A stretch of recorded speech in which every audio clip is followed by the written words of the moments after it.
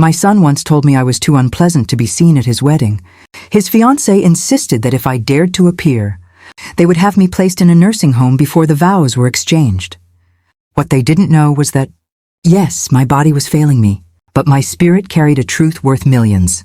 On the day they tried to erase me, I allowed them to smile for the cameras one last time, while silently preparing to take back everything they thought they had stolen. That morning, I slipped into a lavender blouse, the one decorated with delicate pearl buttons. Tobias used to tug at those buttons when he was a baby, his tiny fingers fascinated by the shine. I pinned on my earrings, too, small pearls he had given me when he was only 12 years old, bought with his own saved-up allowance. I lingered in front of the mirror, attempting to see myself the way he might. All I saw was a weary woman wrapped in a scarf, fighting not to look like the ghost of her former self. Still, I forced a smile. Perhaps, I thought, this would be one of those moments we would laugh about later. Maybe I'd say something awkward. He'd roll his eyes, and his bride-to-be would offer a polite grin. Maybe they would let me help fold napkins or taste the frosting on the cake. I was his mother. Surely that still meant something. He didn't knock when he entered. He strolled in, confident, smelling of cologne. Tobias didn't even glance at the tray of cookies I had arranged or the tea leaves I had steeped, his favorite since he was a boy. He sat stiffly at the edge of my couch as though he were waiting to be somewhere else. Then the words fell from his lips. I think it's better if you don't come to the wedding. I was already on my feet, but the weight of his sentence made me feel like I had been pushed to the floor. He said it like a courtesy, as though I should thank him for sparing me the trouble. I asked him what he meant, though deep down I already knew. It's a curated event, he explained, smoothing the collar of his shirt. Very modern, minimalistic. Kendra and I agreed. We want the guest list to reflect that. I let out a confused laugh. You don't want your own mother in your wedding photos? It's not about photographs, he replied quickly. It's about presentation. You've been unwell. The scarf, the coughing, it might make some of the guests uncomfortable. My heart cracked silently. So, I'd be a distraction? Mom, he said, and the words stung. It sounded hollow, like a formality. We love you, truly. But Kendra wants a certain experience, and we agreed. Before I could respond, she walked in without a knock. Kendra, tall, polished, a woman who carried herself like she belonged on the cover of a lifestyle magazine. She didn't glance at me. Her eyes swept across my living room. Her lips curled slightly, as if she had caught the scent of something stale. So this is where you grew up, she said flatly. Charming, very vintage. Kendra, this is my mother, Tobias added. She nodded once, her gaze still sliding past me. Nice to meet you. I stood in my own home, feeling more like an intruder than the woman who had built it. I'd like to be there, I whispered gently. I can sit in the back. I won't ask for attention. I just want to see my son marry the woman he loves. For the first time, she looked directly at me. Her eyes were cold. We've already finalized the seating chart and the dress code. I'm sure you understand. It's about the vibe. I turned to Tobias, waiting, hoping, silently begging for him to defend me. But he didn't. She's sick, Kendra went on, as though I were invisible. I mean, you're sick, and it's admirable that you're trying. But the scarf, the paleness, it will unsettle people. Tobias added quickly, we'll send you the photos. We'll even FaceTime you during the ceremony. It'll feel like you're there. I don't want a screen, I said softly. I want to be in the room. Kendra's smile was sharp. Maybe after the honeymoon we can look into something more permanent. A place that's clean and quiet, somewhere peaceful for recovery. You mean a nursing home? I muttered. Don't make this harder than it has to be, Tobias said firmly. I'm trying to respect you. I studied his face, the same eyes I had rocked to sleep, the same jawline I used to kiss before school. Where had that little boy gone? I gave you everything, I whispered. He sighed. I know, but you can't guilt-trip me forever. Then came the words that pierced deeper than any knife. This is why Dad left you. Something inside me stilled. He had said it like a weapon, like he had saved the phrase for years, waiting for the perfect moment to cut me with it. And it landed exactly where he intended. I didn't argue. I didn't scream. I just lowered myself back into the chair, my hands trembling against my knees. The tea sat untouched, the cookies uneaten. We'll be in touch, Kendra said, turning toward the door. Let us know how your treatments go. Tobias leaned down and pressed a hollow kiss against the top of my scarf. It felt like someone patting a gravestone. "We love you, Mom, we really do." And then they left. I didn't cry. I didn't shout. I simply walked to the window and watched their car disappear down the road. Then, in the silence, I whispered to the empty room, "Thank you for showing me who you really are." I tugged the scarf tighter, not as a symbol of shame anymore, but as a bandage holding me together. Something in me had shifted. I had something to finish now, and my son was about to learn what happens when a mother who gave everything finally has nothing left to lose. That evening, I didn't shed a tear. I didn't scream at the heavens or curse the cruelty of life.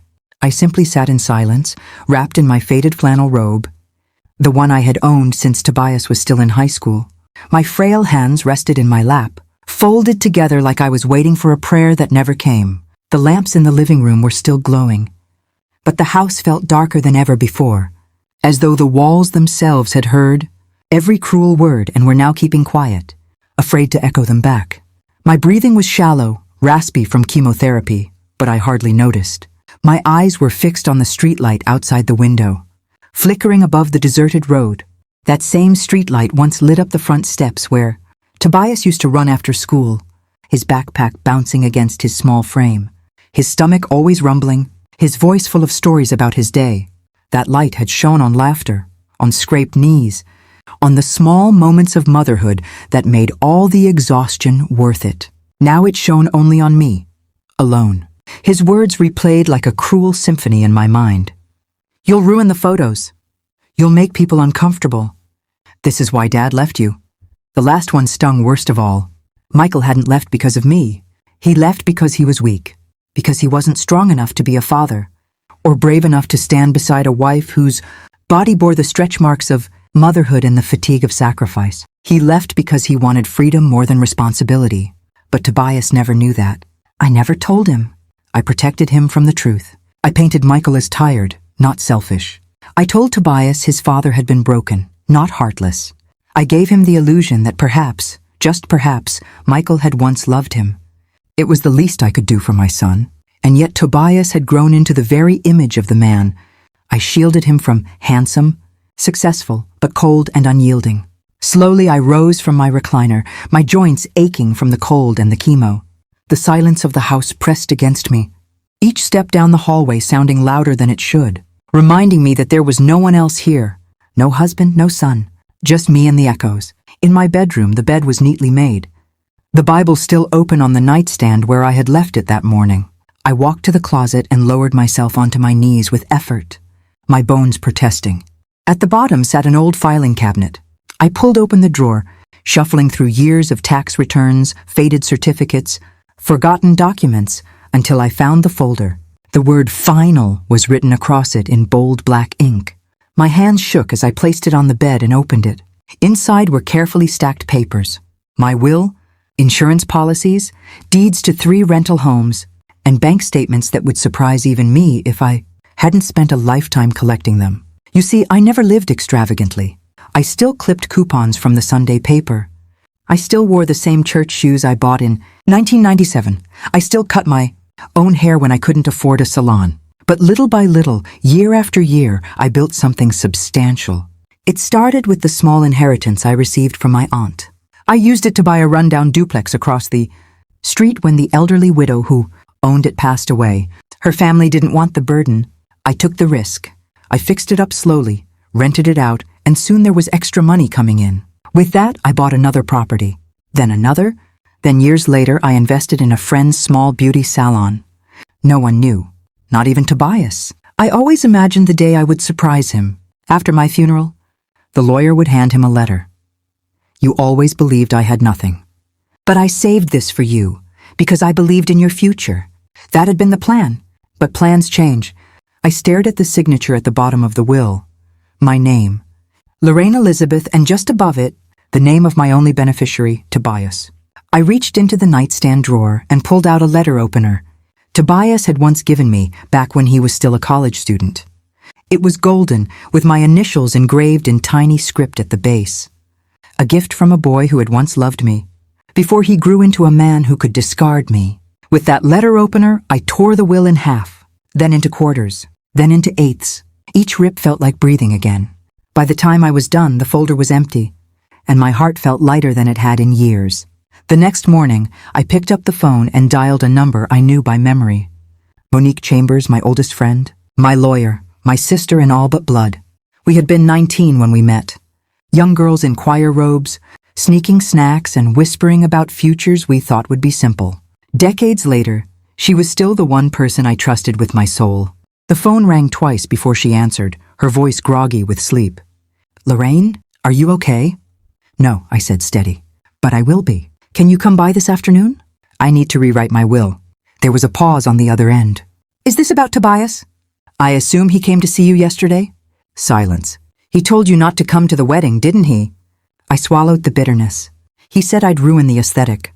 And Kendra suggested I should be put in a home. Monique sighed, her silence carrying the weight of her disappointment. "Bring the new documents," I said firmly. "I already know who I want to leave it all to." "Are you certain?" "Yes, I'm dying, Monique. But not today. Today I'm reclaiming what's mine." Monique inhaled slowly. "Then I'll bring everything you need." When I hung up, I walked to the kitchen. I brewed tea for myself, buttered a slice of toast, and sat at the table with a yellow legal pad. My hands trembled, but I wrote anyway. Not a letter to Tobias, those days were over. This was a letter to someone else. The Rose House Foundation. A shelter for elderly women abandoned by their families. A place I had volunteered at in my youth. I remembered painting walls, serving food, sitting beside women who had no one left to read the Bible to them. They were me now. Women forgotten. Women silenced. Women others wanted to hide away so they wouldn't ruin the view. I finished my toast, set down the pen, and stared out the window.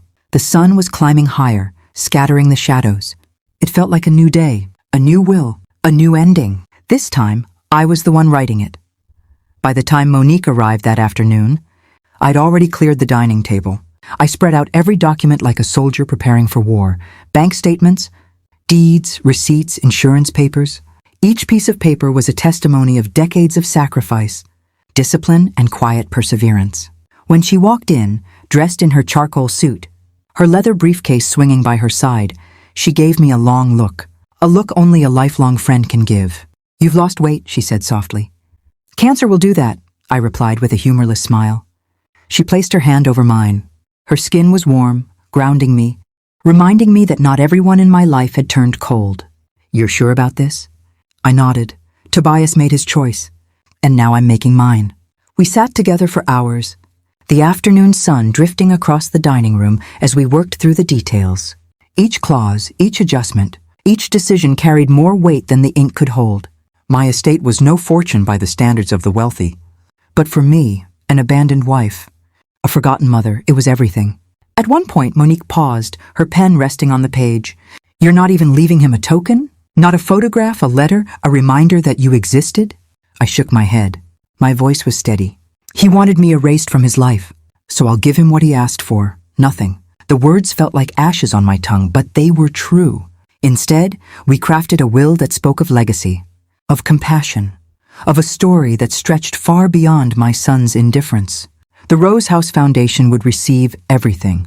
My properties would be sold, the proceeds funneled into expanding their shelter. The bank accounts would establish a permanent fund for food, beds in medical care. Even my jewelry, what little I had, would be auctioned for their benefit. For once, my life would not end as a footnote in Tobias's story. It would become the opening chapter for countless women who thought they had no tomorrow. When we finished, Monique gathered the documents and looked at me. Her eyes shone with admiration and sorrow. "You've just written one of the fiercest wills I've ever witnessed." I managed a faint smile. "Then it's not a will. It's my last rebellion." We both laughed, though mine quickly dissolved into a cough that rattled my lungs. She reached for my glass of water, pressing it into my trembling hand. I drank slowly, letting the coolness soothe the burning inside me. As she packed her briefcase, she turned back. "Lorraine, there's still time to tell him. Maybe if he knew no." I cut her off, shaking my head firmly. "If I gave Tobias $1 million tomorrow, he'd still resent that I wasn't beautiful enough for his photographs. He doesn't need my wealth. He needs something I can't give: humility, respect, a conscience. Those aren't things you inherit in a will. Those are things you choose to grow." For the first time, I saw relief cross her features, as though she too had been waiting years for me to stop excusing his cruelty. When she left, the house was quiet again. But it wasn't the suffocating quiet from before. It was different now, purposeful. I walked into the living room and lowered myself into the armchair. My gaze drifted to the family photo on the wall. Tobias was 9 in that picture, grinning with a missing front tooth. My arm wrapped proudly around him. I didn't cry. I didn't reach for the frame. I simply sat back and whispered, "I set you free, Tobias." And now I set myself free. That night I slept deeply for the first time in weeks. My dreams were not of betrayal or bitterness, but of women finding shelter, of empty stomachs being filled, of forgotten souls laughing again. For once, my life had meaning beyond motherhood, and in that meaning I found peace. The week of the wedding crept closer, and though my name was nowhere on the guest list, I knew the whispers in town would carry it to me. I lived only a few streets away from the venue, a place I had passed countless times on Sunday walks, imagining one day attending my son's celebration. Now I imagined it only from the shadows. On the morning of the rehearsal dinner, I stood by the window, my teacup trembling in my hand. Cars lined the street, decorated with ribbons and bows, ferrying guests in fine suits and elegant gowns. I caught sight of Tobias once, his posture proud, his arm snug around Kendra's waist, her diamond sparkling like a star that thought itself brighter than the sun. I stayed behind the curtain unseen. Later that evening, I walked to my bedroom and opened the cedar chest at the foot of my bed. Inside lay my wedding veil yellowed with age, and the tiny shoes Tobias had worn home from the hospital. I pressed the shoes to my chest, breathing in the faint scent of cedar and memory. "I gave you everything," I whispered into the silence. "And now I give you nothing." The wedding day arrived. I did not dress up. I did not paint my lips or curl my thinning hair. Instead, I wore the same robe, the same slippers, and brewed myself a pot of tea. The television murmured faintly in the background. Some old black and white film playing, but I wasn't watching. At exactly 2 o'clock, the time the ceremony began, I lit a candle and bowed my head, not in grief, not in defeat, but in prayer. Lord, let him stand tall today. Let him smile in every photograph. Let him look out at the world and believe he is one. For he will not know until later the truth, that pride has a price. My prayer was not for reconciliation. It was not for healing. It was for clarity, for justice. By evening, I received the first message from Monique. The will is filed. The documents are airtight. Not even Tobias can contest them. I read the words 3 times, letting them sink into me like scripture. My rebellion was complete. My life, once reduced to silence, had finally spoken with thunder. That night, while Tobias and Kendra twirled beneath chandeliers and posed for photographers, I sat at my kitchen table with a notebook. My hand ached. But I kept writing, letters to the women who would one day sleep beneath the roof I had built for them. You are not forgotten. You are not a burden. You are the proof that even ashes can be rebuilt into something holy. I sealed each letter in an envelope and placed them in a box. Someday someone would open it, and my voice would live on, not as a mother betrayed, but as a woman who chose her own ending. Outside, the night hummed with laughter from distant streets, music, car horns, champagne corks. I did not resent it. Let them celebrate. Let Tobias believe his story was complete, because deep inside, I knew the truth. His story was only beginning, and he was not the author anymore. 3 weeks after the wedding, I could feel the end pressing closer. My body was failing, but my spirit was strangely light. I spent my days in the sunroom, wrapped in a quilt, sipping tea, and watching the leaves fall from the oak tree in the yard. Each leaf that floated down reminded me of myself, fragile. Yes, but graceful in its descent. When the coughing fits came, I didn't fight them anymore. I simply breathed through the pain and reminded myself that my story was already written. The ink was dry, the seal pressed. Nothing Tobias could do now would undo it. It was Monique who sat beside me in those final days, her hand resting over mine, her presence steady as the tide. "You're ready," she whispered one afternoon. "I've been ready for years," I answered softly. "I just needed to choose the ending." And then, one crisp October morning, I closed my eyes and didn't open them again. The funeral was small. Tobias, of course, made an appearance, if only for the sake of appearances. Kendra wore black, her designer dress tailored as though grief were something that could be styled. They stood by the coffin, stiff and unmoved, as if already calculating what came next. "She didn't have much," Tobias muttered to one of Kendra's cousins. "But at least we'll get the house." Monique heard every word. She said nothing, only tightened her grip on her briefcase. A week later, in her office, Tobias sat across from her desk, his arms folded, his chin tilted upward in arrogance. "Let's make this quick," he said. "Just tell me what I inherited so I can get back to the honeymoon." Monique adjusted her glasses, laid out the folder, and spoke calmly. "Your mother left clear instructions. Her will is legally binding, notarized, and incontestable." He smirked. "Good. I assume I get the properties. The bank accounts, whatever little jewelry she had." "No," Monique interrupted. "You get nothing." The smirk froze on his lips. "What do you mean, nothing?" "Exactly that. Your mother revised her will shortly before her passing. Everything, her savings, her investments, her real estate, is to be transferred to the Rose House Foundation." Silence. Kendra blinked rapidly. "That's impossible. She wouldn't do that. She adored Tobias." Monique's eyes sharpened. "She adored the boy he once was. But the man he became?" She shook her head. "She left him nothing because he left her nothing long before she died." Tobias slammed his fist against the desk. "This is fraud!" She was sick. She didn't know what she was doing. But Monique slid the signed pages toward him. Lorraine's signature gleamed at the bottom, steady and deliberate. She knew exactly what she was doing, and she wanted you to know it too. His face flushed crimson. He shoved the documents aside, storming out with Kendra trailing after him, her heels clicking furiously against the tile. Monique leaned back in her chair once the door slammed shut. She allowed herself a small smile, not of victory but of justice. Months later, at the Rose House Foundation, a group of elderly women gathered in the dining hall for the first hot meal of the winter season. The roof no longer leaked. The pantry shelves were stocked full. The beds had new blankets, soft and warm. On the wall hung a plaque, polished brass that gleamed in the morning light. "In loving memory of Lorraine Elizabeth, a mother, a fighter, a friend. She gave us a home when her own family turned her away." One woman, her hands trembling from arthritis, whispered to another, "Who was she?" The other smiled gently. "Someone who understood what it felt like to be forgotten. And she made sure we never would be. And in that moment, though I was gone from this world, my voice echoed in theirs. Not in anger, not in bitterness, but in legacy. Tobias had his photographs, his perfect wedding, his polished life. But I had something far greater.